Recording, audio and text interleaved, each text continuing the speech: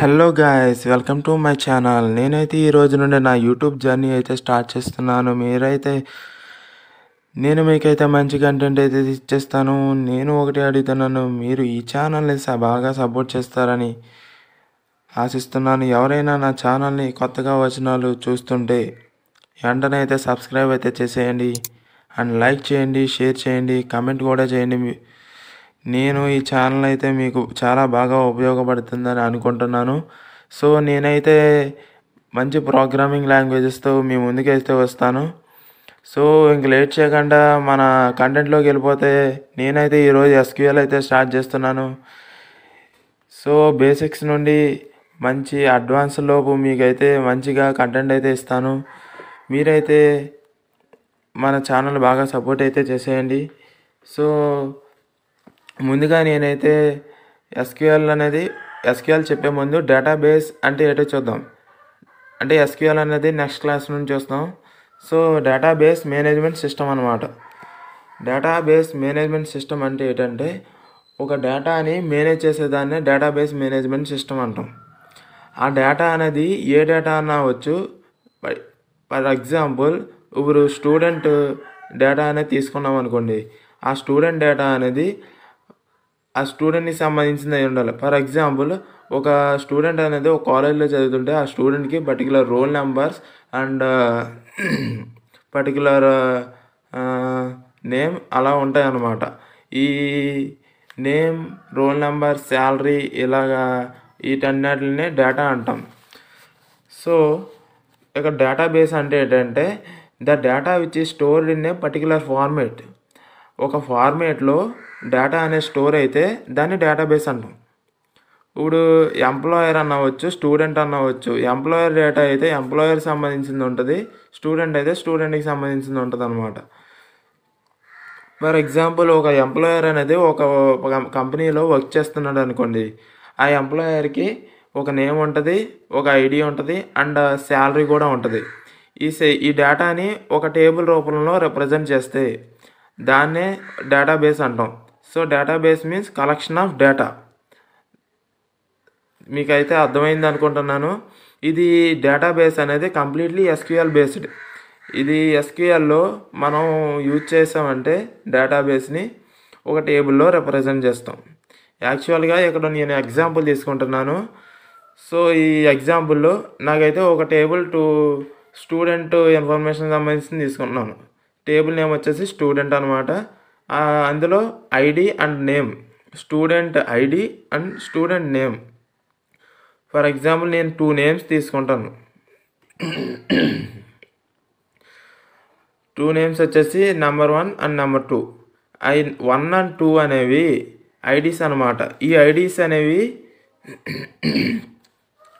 Primary key అంటే ఈ ID change అవ్వదు. అంటే ఒక వచ్చిన ఐడి మళ్ళీ రాదు, అది దాన్ని ఐడి అంటాం.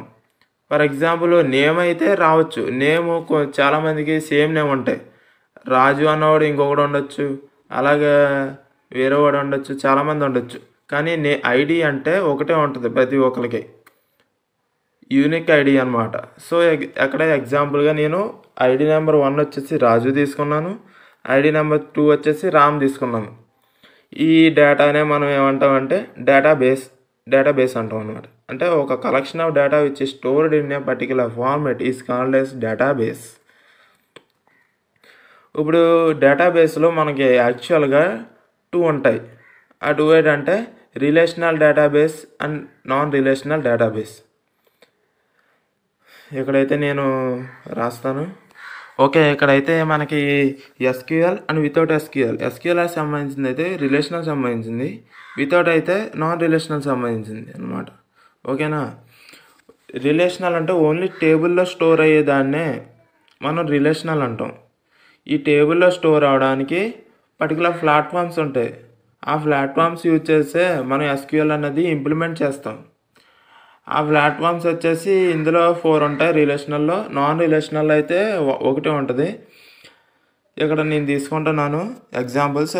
ఆ ప్లాట్ఫామ్స్ ఏంటంటే MySQL, Oracle and third one వచ్చేసి MS SQL సర్వర్. అనేది థర్డ్ వన్. ఫోర్త్ వన్ వచ్చేసి పోస్ట్గ్రే ఎస్క్యూఎల్ అనమాట. ఓకేనా. కానీ మనం నాన్ రిలేషనల్లోకి వచ్చేస్తే దాంట్లో ఒకటే ఉంటుంది, అదేంటంటే మాంగోడిబి. ఈ మాంగోడిబి యూజ్ చేస్తే మనం నాన్ రిలేషనల్ అనేది ఇంప్లిమెంట్ చేస్తాం. ఇదంటే ఈ మాంగోడిబి కంప్లీట్లీ వితౌట్ టేబుల్స్ అనమాట. అంటే మనం ఒక డేటాని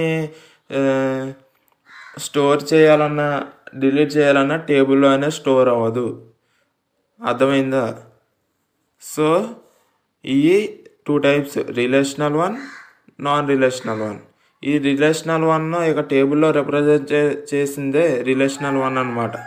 మనం కంప్లీట్లీ రిలేషనల్ వన్నే చెప్పుకుంటాం. నాన్ రిలేషనల్ అనేది నేనైతే ప్రస్తుతం చెప్పట్లేదు, రిలేషనల్ చెప్తాను. ఫస్ట్ నేను స్టార్ట్ చేసేది MySQL అనమాట. సో ఎక్కడ దాకా అయితే ఎస్క్యూఎల్ ఇంట్రడక్షన్. ఇప్పుడు ఎస్క్యూఎల్, సో మనమైతే డేటాబేస్ అంటే ఏంటి, డేటాబేస్ మేనేజ్మెంట్ అంటే ఏంటి, అందులో టైప్స్ ఏంటి చూస్తాం. సో అది బేసిక్స్ అనమాట. ఇప్పుడు మనం ఎస్క్యూఎల్ డౌన్లోడ్ చేస్తాం.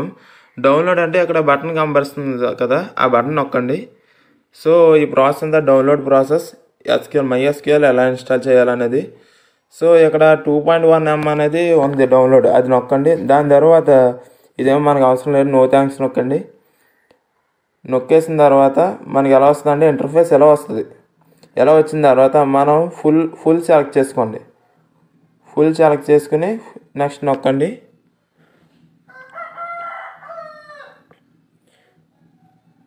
ఆ తర్వాత ఎలా వస్తుంది అన్నమాట మనకి. ఎలా వచ్చిన తర్వాత మనం ఎగ్జిక్యూట్ చేయాలి. It will take some time to complete the 100%. So 100% complete అయ్యేదాకా మీరు అనేది వెయిట్ చేయండి.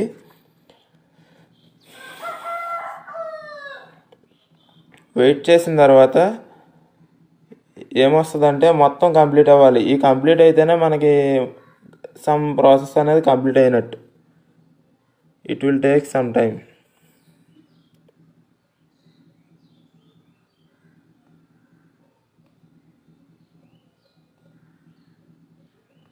సో ఆల్మోస్ట్ అయితే 5 అయితే కంప్లీట్ అయిపోయినాయి, ఇంకొకటే ఉంది.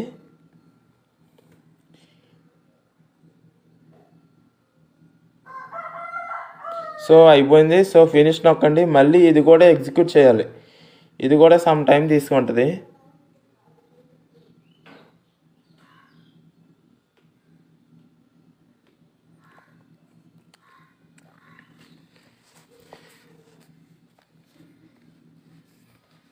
ఓకే, ఇంతలో 3 అయినాయి.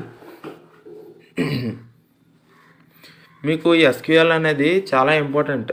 సో ఇంజనీరింగ్లో మ్యాక్సిమం ఎస్క్యూఎల్ అనేది ఇంటర్వ్యూ క్వశ్చన్లో, ప్రతి ఇంటర్వ్యూలో మ్యాక్సిమం క్వశ్చన్స్ అడుగుతాడు. ఎస్క్యూఎల్ MCQ క్వశ్చన్స్ వచ్చి. సో మీరు నేర్చుకుంటే మీకు చాలా బాగా ఉపయోగపడుద్ది అనమాట ఎస్క్యూఎల్. నేను ఎస్క్యూఎల్ అనే కాదు, చాలా HTML ఫ్రంట్ ఎండ్ డెవలప్మెంట్ కూడా చెప్తాను. సో కొంచెం ఈ సబ్జెక్ట్ అయిపోయినన్నే నేను అనేది HTML స్టార్ట్ చేస్తాను. సో మీరైతే నాకు ఏం అడగను, కొంచెం సపోర్ట్ చేసి సబ్స్క్రైబ్ అయితే చేసుకోండి, లైక్ చేయండి, షేర్ చేయండి. ఈ వీడియో మీకు కంప్లీట్గా నచ్చినట్టయితే మీ ఫ్రెండ్స్ కూడా షేర్ చేసి వాళ్ళకైతే వాళ్ళకు కూడా చెప్పండి. సో ఇక్కడైతే కంప్లీట్ అయిపోయింది. నెక్స్ట్ అనేది నొక్కి ఇక్కడ ఒక పాస్వర్డ్ అనేది ఎంటర్ చేసుకోవాలన్నమాట. ఆ పాస్వర్డ్ ఎంటర్ చేసుకుని ఏదన్నా వచ్చు ఆ పాస్వర్డ్, ఏదో ఒక పాస్వర్డ్ మీకు నచ్చింది క్రియేట్ చేసుకోండి. అది గుర్తుపెట్టుకోండి. ఈ పాస్వర్డ్ అనేది తర్వాత మనం యూజ్ చేయాలి. సో నేనైతే ఒక పాస్వర్డ్ అయితే క్రియేట్ చేస్తాను. అది క్రియేట్ చేసిన తర్వాత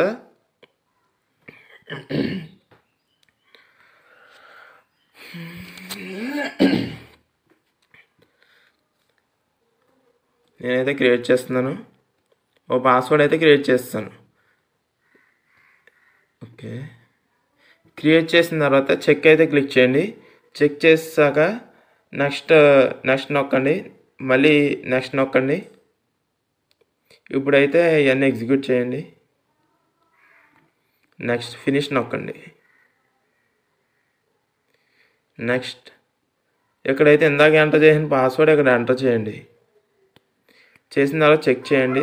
చెక్ సక్సీడ్ అని వస్తుంది. నెక్స్ట్ నొక్కండి. ఇక్కడైతే ఎగ్జిక్యూట్ చేయండి. ఎగ్జిక్యూట్ చేసిన తర్వాత ఫినిష్ అయితే నొక్కండి, నెక్స్ట్ నొక్కండి. ఇక్కడైతే మనకి సెకండ్ ఆప్షన్ అవసరం లేదు, సో అది తీసేయండి. తీసి ఫినిష్ నొక్కండి. సో మనకైతే ఎస్క్యూఎల్ అయితే డౌన్లోడ్ అయిపోయింది. మనకి ఇలా ఇంటర్ఫేస్ వస్తుంది. ఇది క్లిక్ చేయండి. ఇది క్లిక్ చేసిన వెంటనే మనకి పాస్వర్డ్ అడుగుద్ది అనమాట. పాస్వర్డ్ అడిగిన ఆ పాస్వర్డ్ ఎంటర్ చేయండి. నేనైతే ఇంతకుముందు క్రియేట్ చేశాను కాబట్టి డైరెక్ట్గా ఇలా వస్తుంది. సో మీకైతే పాస్వర్డ్ అడుగుతుంది. ఆ పాస్వర్డ్ అయితే ఎంటర్ చేసినంటే మీకు ఇంటర్ఫేస్ ఎలా వస్తుంది.